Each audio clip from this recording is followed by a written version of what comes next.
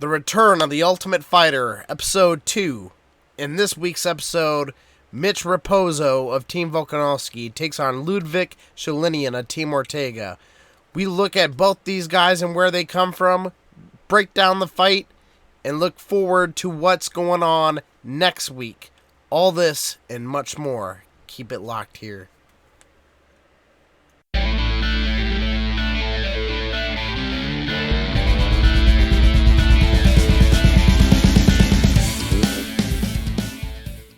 What is up? Welcome back, guys. I'm James. Welcome back to the channel. And this is the TUF Review Episode 2, where we dig into this week's episode of The Return of the Ultimate Fighter. And just to break it down, in case you guys missed last week's episode, we'll break down what previously happened. Not much to really talk about other than Team Volkanovski and Brian Ortega. They pretty much evaluated all the fighters, all the bantamweights, all the middleweights. They picked their teams. And in the first episode, Ortega chose Andre Petrovsky to face Aaron Phillips in the first middleweight matchup, with ultimately Phillips being mounted and choked out in the first round by Petrovsky. In this next episode, we look at the matchup between Ludwig Sholinian and Mitch Raposo, the first fight of the bantamweights. This episode pretty much started off with a showcase of the fighters at the house, and Team Volkanovski and his coaching staff came over, cooked up a big, huge meal, did some grilling with his guys, really spent some quality time with his guys, I like to see, for the UFC 261 pay-per-view. This was really highlighted with the match against Rose Namajunas and Zhang Weili, considering Rose came from the Ultimate Fighter. So a lot of these guys were really into the fights. Like I said, I thought it was really cool to see Volkanovski actually come over and spend that quality time, do some cooking for his guys, really show that he's there and he cares about the team. One of the guys in particular, Gilbert Urbina, is actually showcased outside doing some extra late night training, doing some running. Looked like he was really motivated by watching Rose Namajunas. So it's going to be interesting to see what kind of impact these former TUF contestants, they give on these new guys on this season. So after that, we go about a few days before the fight, and they showcase first Team Ortega with Ludwig, and what they are discussing. The game plan is going into their match. Really, Ortega felt like Ludwig was very underrated. Not many guys really took a liking to him during the evaluations. I know he wasn't a first pick right off the bat, but he's the underdog going in this fight. Mitch Raposo was the very first fighter taken, so he's definitely going into it as the underdog. And Ortega tells him, he says, I like Ludwig better than Raposo. He's very underrated. He explains that, people are gonna underestimate this guy, and he's got a lot to prove.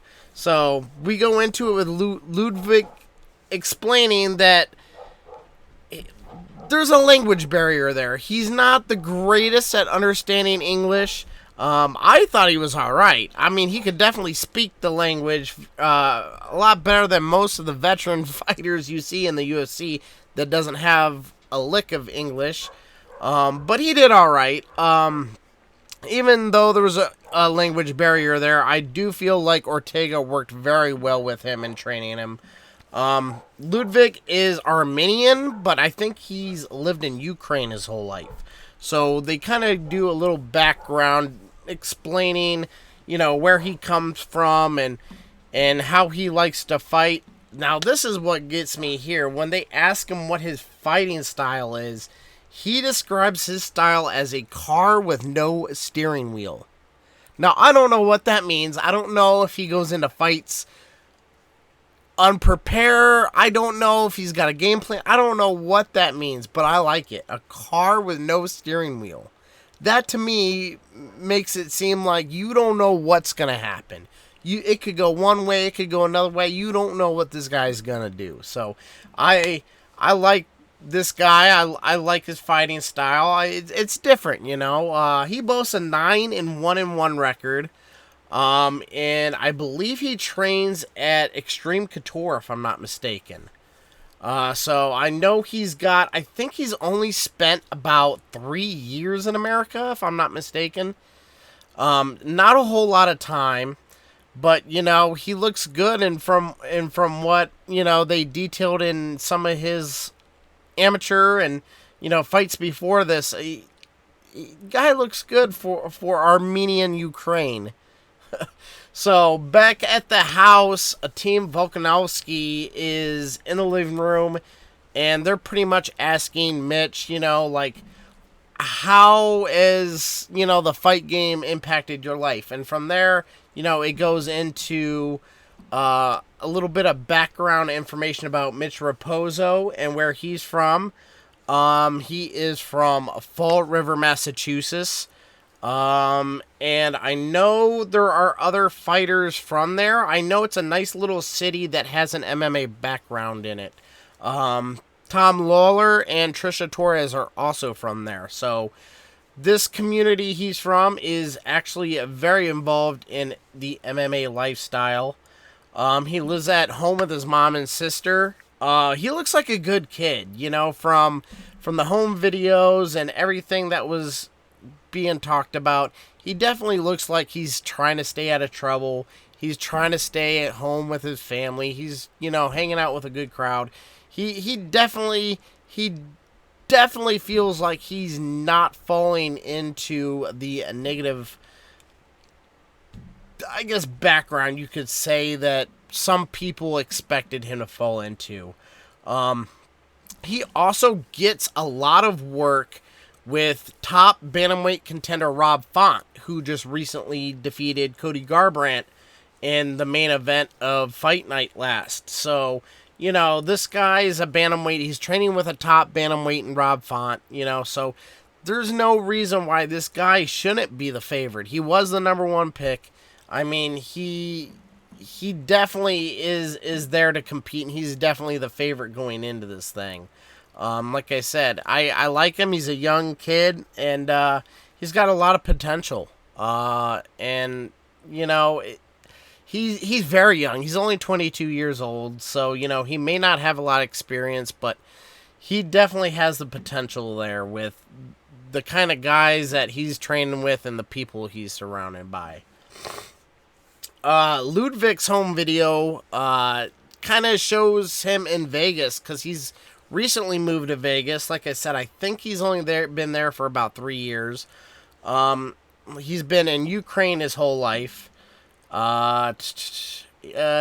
was a national wrestler. National champion wrestler in Ukraine. So this guy can wrestle. I mean, you do not probably want to go to the ground with this guy. He's going to definitely out-wrestle anybody probably on the show.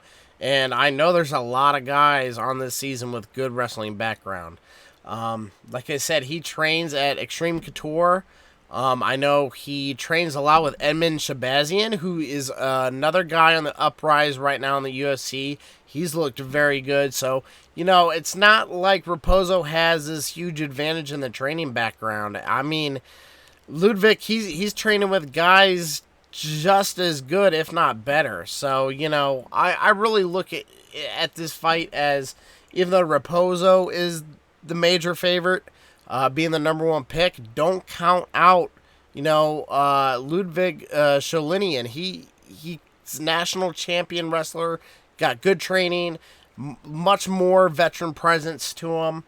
You know, Ludwig goes into detail about he's never had any money, but he's only doing this for his family, for his people.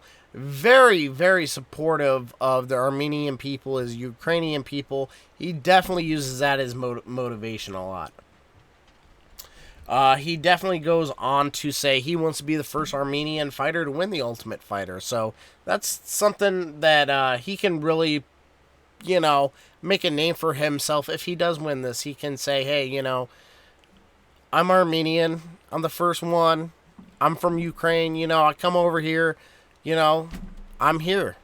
And the weigh-ins for Ludwig and Mitch, they both make weight, no issues.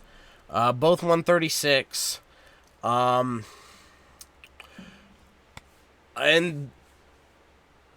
after, going through each guy's backgrounds, the fight day is here, and they're going straight into the fight. So the first day arrives for the bantamweights, and as the fight is getting on, they're interviewing both sides of the teams and their opinions on the fight.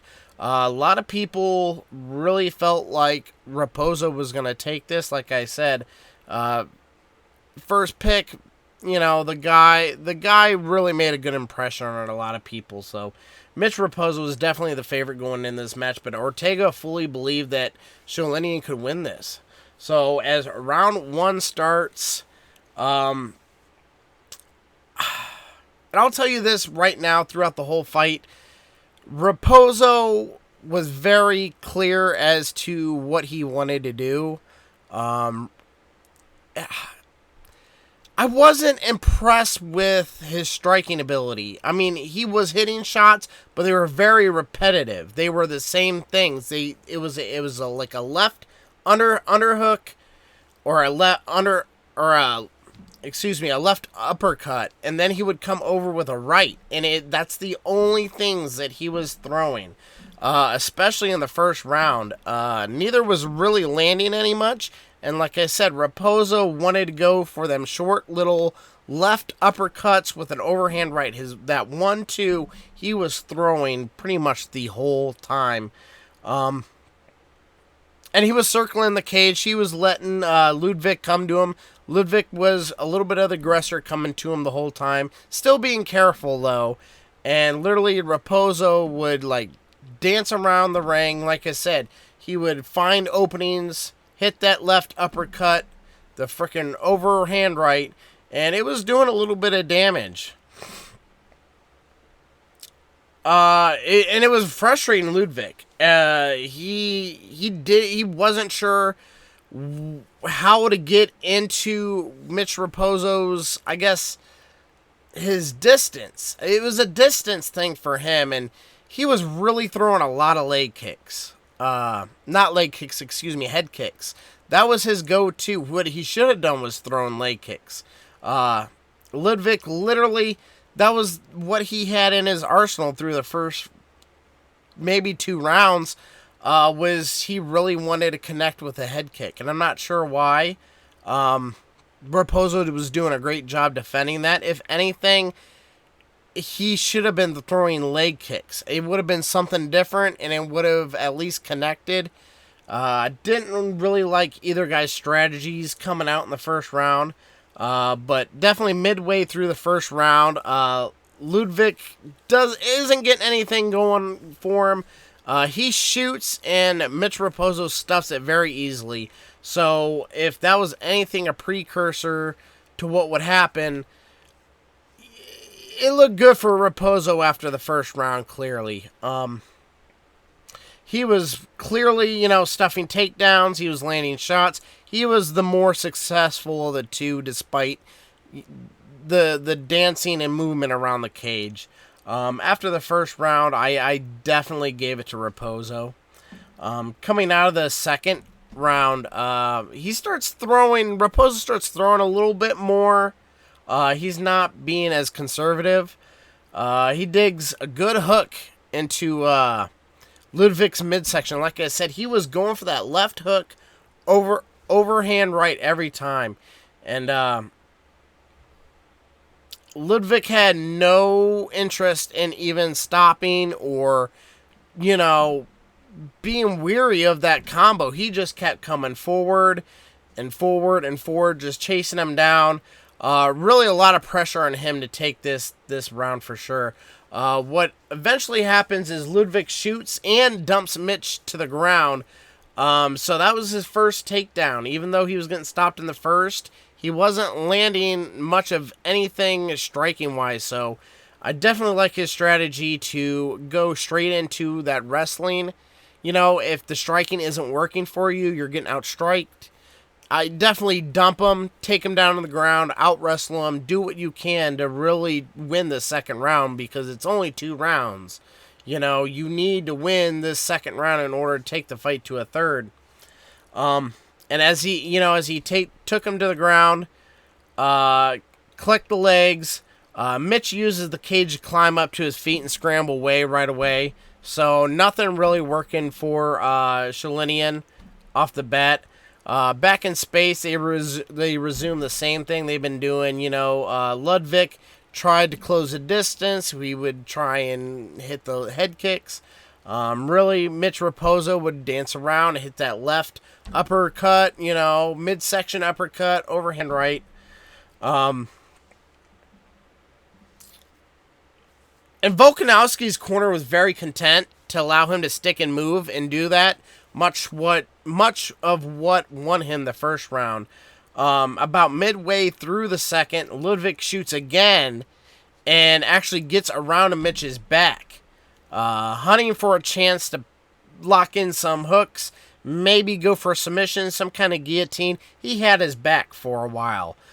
He gets one in, and he tries to maintain control. Collects a wrist and lands a series of short punches. Anytime that it went down to the ground where he had his back, Shalinian was at least doing work. He would, you know, hold his right wrist. He would land in left punches. I don't know if they were doing a whole lot of damage, but at least it was showing that he was working, he was striking, he was doing something. And in that situation, Raposo couldn't do anything. He was being out-wrestled, and there wasn't much that he could do to even defend those punches or even get out of it. So it looked at that point that Ludwig was really, really winning the round, which he needed. Mitch eventually climbs back up to his feet, but Ludwig remains stuck to his back with them hooks in. Really controlling his wrists and landing them short little punches, like I said. Don't know if they were doing much damage, but he was scoring. And that pretty much continues throughout the rest of the round. As the second round ends, they both go to their corners, and the ref is telling both these guys, you know, be prepared for a third. So the ref kind of already knew. Both corners already knew. You know, they knew a third round was coming. And sure enough, it did. Raposo definitely won the first. Shalinian won the second. So this is a winner-take-all round in the third here. Sudden death. Round 3 starts with Ludwig being aggressive once more. Like I said, really walking down Raposo. Immediately shooting in to close the distance. Mitch defends along the fence momentarily, but Ludwig dumps him to the canvas again. Again, climbing around to the back with hooks. And Mitch Raposo couldn't do anything. You know, he looked to scramble out of it. And Ludwig just kept adjusting every time Mitch would scramble and try and get out of it. Eventually, Ludwig lands half guard and then full guard when Mitch rolls to his back. Mitch attacks with elbows off his back as Ludwig grinds from top position. Landing some short elbows in Mitch's face. This is where he really does any damage at all. If he does damage in the fight, is the short little elbows in this mount position. Mitch is struggling. I mean, you know, his sudden death round, he's got to struggle, you know, and get something back to a standing position where he thinks he can take the fight. Really struggled to create space as Ludwig remained tight to his back. Mitch finds a way out through a back door, scrambling around Ludwig's back, immediately locking in a body triangle and threatening with a choke. This is where I thought if Mitch was going to take the fight, this whole thing flipped. Ludwig was controlling about 3 minutes of the 5-minute round, and if he would have just stayed where he was at, easily would have won the fight. But Mitch, man, give him credit for getting out of it and, you know, getting that body triangle. But doesn't really keep it in for too long. As this is kind of going on, Ludwig ends up pulling his knee down and actually gets him to get around and actually ends up back on top of Raposo. And then starts throwing punches to the body, really just keeping his back straight to the mat. So, you know, if there was a point in the round that Mitch Raposo was going to take this fight, it was going to be right there. And kudos for Ludwig. I mean, the wrestling clearly in his favor got him out of a sticky situation, and he ended up being back on top, controlling, wrestling, wrist control, landing the short elbows, really doing, I don't know if it's much damage, but he was scoring. He had 2 takedowns already. He was definitely winning the round. With about 30 seconds left, the ref stands him up. At this point, you know, 30 seconds left, there ain't much that's gonna go well for Raposo at this point. And as soon as they stand up, Ludwig shoots immediately again anyways. Mitch grabs him by the head, though, and dives on a guillotine choke attempt, but there's just nothing going on there with very little time left, seconds left, and the fight really ends with Ludwig in top position again anyways.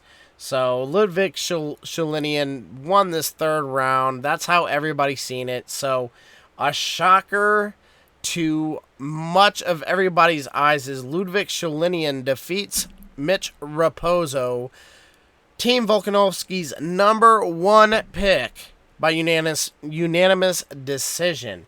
And I'll tell you what, man, people were heartbroken for Raposo. I mean, they legitimately felt bad for this guy. I mean, you could see it on Mitch Raposo's face, too. He was heartbroken after the loss. No, not much to say here other than he promises to grow from his first loss. I do believe he was 5-0, so this was his first loss. If we see him again, you know, it's going to be interesting to see how he bounces back from this loss. But, God, man, what a statement win for Team Ortega. Now taking the first 2 fights, and not only taking the first 2 fights, but taking out Team Volkanovski's #1 pick. That has got to do all the confidence in the world for Team Ortega, and especially Ludwig. Ludwig, man, coming in here, pulling off the upset. It'll definitely be a huge momentum boost for him and where he goes in the semifinals. We'll see what his game plan is, but, man, he's got to improve the leg kicks. I really think if he utilizes his leg kicks more instead of going for the head kicks, he might be very dangerous to even stand with. Didn't see much striking from him. Like I said, I definitely think he was outclassed in the striking ability there. That's why the 2nd and 3rd rounds went in his favor on the ground.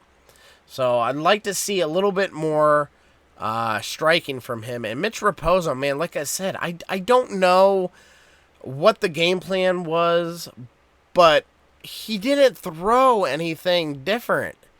If this was somebody that was able to adjust to his striking, he might have ended up getting caught and knocked out. I mean, literally, the only thing he threw was those 1-2s, and it was the lower left hook or the right overhand, and it was repetitive. I mean, he's got to clean that up. He's got to look to maybe mix things up, throw different things, you know, or guys are going to catch on to that and really, really hurt him going forward. So we'll see if he gets another opportunity. You never know if somebody's going to get injured or what is going to happen, but he's only 22 years old. The future definitely still looks bright for this guy. And to close out pretty much the episode, Team Volkanovski makes the next fight selection, which I'm a little confused about. I know on past Ultimate Fighters, if you won the fight, if your team won the fight, you stayed in control and got to pick the next fight as well. So I don't know if they're switching things up here or not.